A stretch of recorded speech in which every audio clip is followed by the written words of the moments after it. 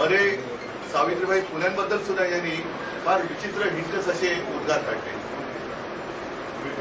आणि आज महाराष्ट्रात राहून म्हणजे महाराष्ट्रामध्ये 3 वर्ष राहत आहेत, सगळं काही ओरपलेलं आहे.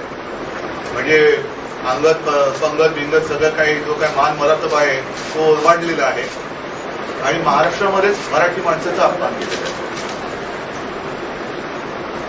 मला असं वाटतं की महाराष्ट्राची जी एक संस्कृती आहे, महाराष्ट्राचे संस्कार आहेत, परंपरा आहेत, मग महाराष्ट्रामध्ये अनेक काही गोष्टी आहेत. महाराष्ट्रामध्ये सुंदर लेण्या आहेत, डोंगर खोरे आहेत, शिवरायाचे गड किल्ले आहेत, महाराष्ट्राची पैठणी आहे, महाराष्ट्राचे काही खाद्यपदार्थ आहेत.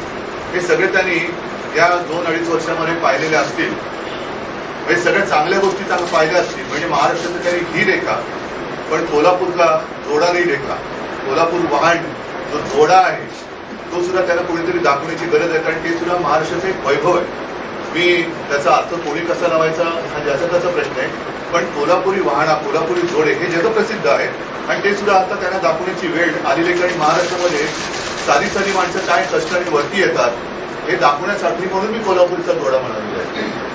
त्या जोड्याचा बाकी उपयोग काय, कोण कसा करेल, कारण त्याचे सुद्धा वेगवेगळे प्रकार आहेत. तर ही रेखा लेखीन जोडा नाही रेखा असं जर का त्यांचं असेल तर त्यांना कोल्हापुरी जोडी सुद्धा आता दाखवण्याची वेळ आलेली आहे. या सगळ्या प्रकारामागे मला असं वाटतं हे अनावधानाने आलेलं विधान नाही. कारण काही वेळेला आपले राज्यपाल महोदय फार तत्परतेने हालताना दिसतात आणि काही ठिकाणी मात्र अजगराप्रमाणे सुस्त पडलेले असतात. त्याचा प्रत्यय आपल्याला आला असेल की गेले जवळपास 2.5 वर्ष राज्यपाल नियुक्त विधान परिषदेच्या जागा भरण्यासाठी सुद्धा त्याने तसं काही इंटरेस्ट आहे असं वाटतं नाही. मला असं वाटतं की या निमित्ताने जरी तो आजचा विषय नसला तरी राज्यपाल महोदयांना जर त्यांचे सदस्य, त्यांनी नेमलेले सदस्य विधान परिषदेत गरजेचे वाटत नसतील तर तसं त्यांनी राष्ट्रपतींना कळवायला पाहिजे की याच्या पुढे राज्यपाल नियुक्त सदस्य आपण तिथे नेमूच नये अशी एकदाच काही तरतूद त्यांनी करून टाकायला पाहिजे. एकदाच ते त्यांनी नेमायला पाहिजे होते किंवा जर का त्याची तेवढी आवश्यकता नसेल तर तसं त्यांनी कळून ते बंद करायला पाहिजे होते. मात्र आज त्यांनी जो कव्हर केलेला आहे त्यांची भाषणं कोण लिहून देत असेल मला कल्पना नाही. म्हणजे ते मुंबईतून येतात का दिल्लीतून भाषणं त्यांची येतात हा एक संशोधनाचा विषय असू शकेल. पण मुंबईचा इतिहास, महाराष्ट्राचा इतिहास, महाराष्ट्राला एक छत्रपती शिवाजी महाराज आणि साधू संत यांची सगळ्यांची परंपरा लाभलेला हा महाराष्ट्र आहे. महाराष्ट्राची ओळख, मराठी माणसाची ओळख ही संपूर्ण जगाला आहे. पण महाराष्ट्राचं राज्यपालपद भूषवणाऱ्या या व्यक्तीला नाही ही एक खंत आहे. आज मराठी माणसं, तमाम मराठी माणसं तर चिडलेली आहेतच. कारण ही जी मुंबई आहे ती कोश्यारी महोदयांनी मराठी माणसाला आंदण दिलेली मुंबई नाहीये. तर त्यावेळेला संयुक्त महाराष्ट्राच्या लढ्यामध्ये अनेकांनी रक्त सांडून मुंबई हक्काने मिळवलेली आहे. त्या तुम्हाला आठवत असेल की 105 हुतात्मे त्याच्यासाठी झाले. पण केवळ 105च हुतात्मे होते का? कारण हे पूर्वी सुद्धा मी आपल्याशी बोललेलो आहे, माननीय शिवसेना प्रमुखांनी सुद्धा आपल्याला सांगितलेलं आहे. त्या काळामध्ये एक परदेशी पत्रकार ताया जेंकिन्स, रिपोर्टिंग इंडिया म्हणून त्यांचं एक पुस्तक आहे, त्याच्यात त्यांनी म्हटलेलं आहे की जेव्हा त्या काळामध्ये हॉस्पिटलमध्ये गेल्या तेव्हा त्यांच्यासमोर किमान 200-250 शव ही त्या वेळेच्या गोळीबारात आणि संयुक्त महाराष्ट्राच्या चळवळीमध्ये ज्यांनी आपला हुतात्म्य दिलेला आहे त्यांची पडलेली होती. केवळ 105च नाही तर 200-250 तर त्या महिलेने पाहिलेली आहे. तर रक्त सांडून मिळवलेली मुंबई आहे. आज मराठी माणसाचा अपमान केलेलाच आहे आणि त्याच्याबद्दल मराठी माणसाच्या मनामध्ये आग तर त्यांनी लावलेलीच आहे. पण आणखीन एका महत्वाच्या मुद्द्याकडे मला लक्ष वेधायचं आहे की राष्ट्रपतींचे एक दूत असतात. घटनेची शपथ ही सर्वांनाच घ्यावी लागते. ती घटनेची शपथ घेताना जात पात धर्म याच्या पलीकडे जाऊन सगळ्यांचं सांभाळ करणं आणि सगळ्यांना समानतेने वागणूक देणं हे आपल्या सगळ्यांचं कर्तव्य आहे. मग हे कर्तव्याने मोडलं असेल तर त्यांच्यावरती गुन्हा कोणता दाखल करायचा?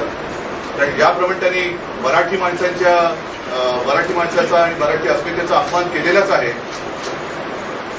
दुसरा गुन्हा हा आहे की त्यांनी हिंदूंमध्ये फूट पाडण्याचा गुन्हा केलेला आहे आणि तो सुद्धा या मुंबई ठाणा. आज तर आता या 2-2.5 महिन्यामध्ये 3 महिन्यामध्ये राज्यभरामध्ये महापालिकेच्या निवडणुका येणार आहेत आणि त्याच्यामध्ये सर्व धर्मीय जे पिढ्यानपिढ्या एकत्र राहत आहेत, गुण्या गोविंदाने एकत्र राहत आहेत, त्यांच्यामध्ये फूट पाडण्याचं काम हे राज्यपाल पदाच्या खुर्चीवरती बसलेल्या कोश्यारी या व्यक्तीने केलेलं आहे. मग हे राज्यपालांचा हा अधिकार आहे का? ज्या राज्यात तुम्ही जाता, ज्या राज्याची जबाबदारी तुम्हाला दिली जाते, त्या राज्यामध्ये सुखाने आणि आनंदाने नांदणाऱ्या नागरिकांमध्ये जातीपाती धर्मांवरून फूट पाडण्याचं आणि त्यांच्यामध्ये आग लावण्याचं काम जर हे कोश्यारी यांनी केलं असेल तर त्यांना नुसतं घरी पाठवायचं का तुरुंगात पाठवायचं हा सुद्धा आता विचार करण्याचा वेळ आलेली आहे. कारण आज सगळे हिंदू सुद्धा चिडलेले. मी आता आपल्यासमोर एखादा आपल्यापैकीच काही चॅनलनी काही अमराठी लोकांची याच्याबद्दल भावना विचारलेली आहे आणि ते अमराठी लोक सुद्धा चिडलेले आहेत. पण त्यांनी सांगितलं की मी आज 80 वर्षाचा आहे, कोणी सांगितलं की 70 वर्ष इकडे राहतोय, पण असं कधीही झालेलं नव्हतं आणि असं होता कामा नाहीये. ही गुण्या गोविंदानी नांदणारी सगळी जनता आहे. म्हणजेच कोश्यारींनी काय केलेलं आहे की हिंदूंमध्ये फूट पाडण्याचं एक नीच काम त्यांनी केलेलं आहे. जे हिंदू म्हणून सगळे एकवटलेले आहेत त्यांच्यामध्ये फूट पाडण्याचं काम त्यांनी केलेलं आहे.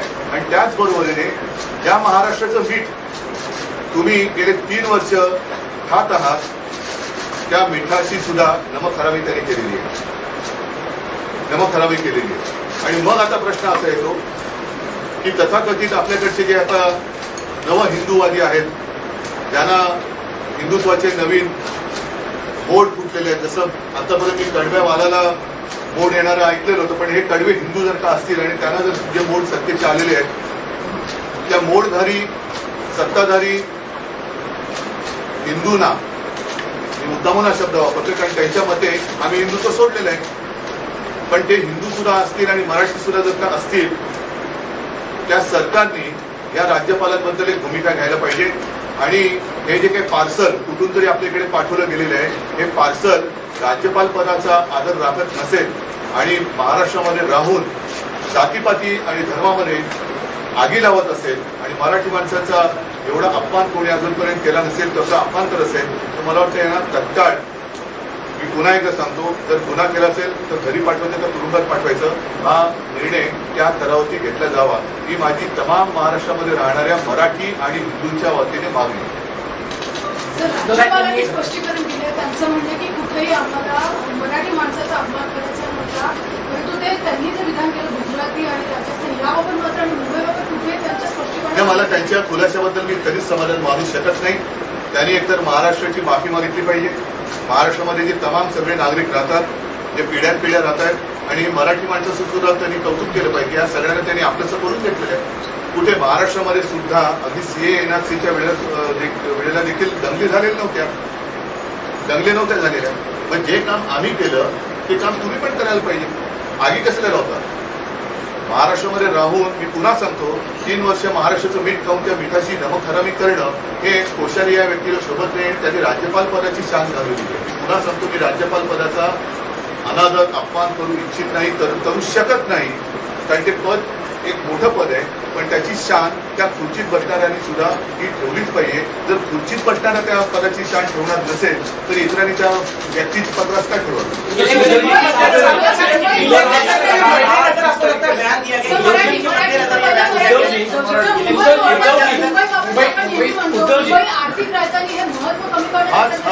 हाच एक त्यांच्या पोटदुखीचा उद्देश आहे. आणि म्हणून मी म्हटलं ना की त्यांचं हे वक्तव्य केवळ त्यांच्या पोटातून आलेलं आहे तर त्यांच्या पोटात बसून दुसऱ्या कोणीतरी ते त्यांच्या ओठी आणलेलं आहे हे सुद्धा बघण्याची आता एक संशोधनाचा विषय होईल.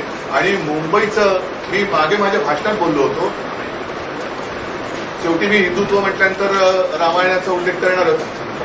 आपण असं आपल्याला माहिती आहे रामायणामध्ये रावणाची किती मूर्ती उडवली तरी रावण मरत नव्हता. पण तेव्हा त्याला रामाला त्या विभीषणाने लक्षात आणून दिले की याचा जीव बेंबीत आहे. तसं दिल्लीत बसले तरी काही जणांचा जीव हा मुंबईत आहे. आणि तो का? कारण त्याच्या मागे असलेला पैसा. हे राज्यपालांनी उघडपणाने सांगितलेलं आहे आणि त्याच्याबद्दल मात्र मी त्यांना धन्यवाद देईन की तुम्ही तुमच्या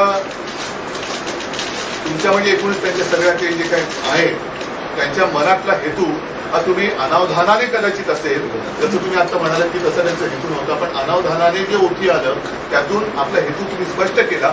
आणि मुंबईतला पैसा, मुंबईचं वैभव हे तुम्हाला गिळायचं आहे हे तुम्ही उघडपणाने सांगितलं, त्याच्याबद्दल मी तुम्हाला एका अर्थाने धन्यवाद देतो.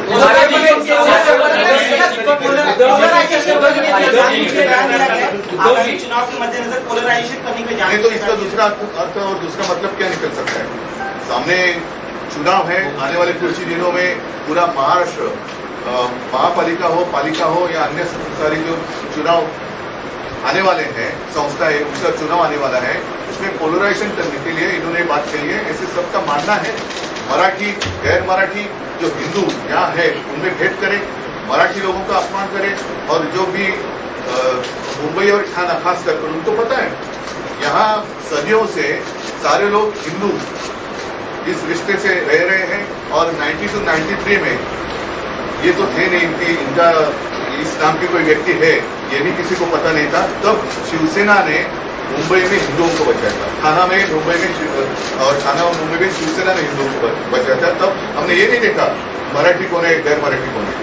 या सगळ्या विषयावर भाजपच्या काही नेत्यांचं असं म्हणणं आहे की राज्यपालांनी अपमान मुंबईकरांचा किंवा मुंबईचा केलेला नाहीये, तर गुजराती आणि अमराठी लोकांचं योगदान मुंबईच्या प्रती जे आहे ते व्यक्त केलं आहे. त्याला शब्द असतात आणि त्याला वेगळे शब्द असतात. मी आता सुद्धा तेच सांगतो की जे वर्षानुवर्ष पिढ्यानपिढ्या असं काय नाही हो आमच्याकडे अमराठी नाही आहे, आमच्यासोबत सुद्धा अमराठी आहेत, उत्तम मराठी बोलतात. मग ते उत्तर भारतीय आहेत, गुजराती आहेत, मारवाडी आहेत, जैन आहेत, सगळे आहेत. आणि हे सगळे उत्तम मराठी बोलतात आणि त्यांची भाषा ते बोलतात, त्यांचे संस्कार ते पाळतायत.